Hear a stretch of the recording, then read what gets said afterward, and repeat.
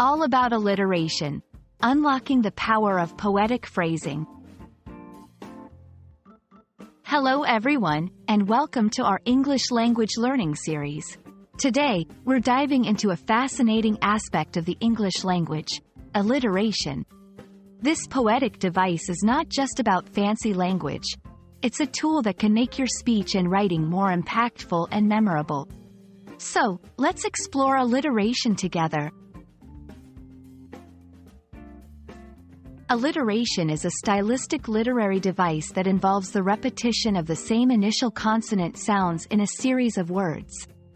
This doesn't mean the words have to start with the same letter, but rather the same sound. For example, Peter Piper picked a peck of pickled peppers. Notice the repeating P sound? That's alliteration. Why is alliteration important? Well, it's not just a decorative tool. Alliteration helps in creating a rhythm and mood in writing, makes phrases easier to remember, great for advertising or speeches, and can emphasize particular points. It's a powerful technique to make your language more engaging and effective.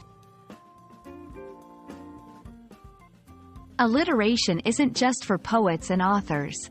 It's used in everyday language, brand names, and popular sayings.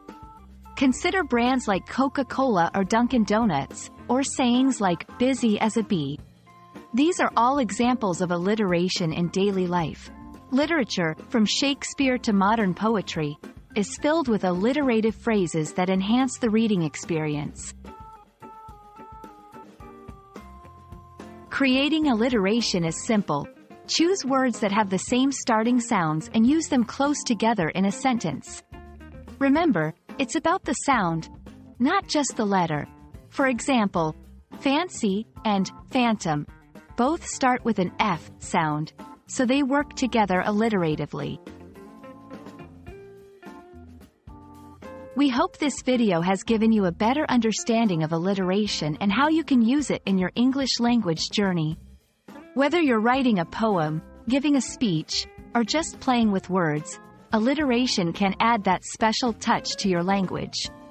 Keep practicing, and soon you'll be an alliteration aficionado. Thanks for watching, and see you in our next lesson.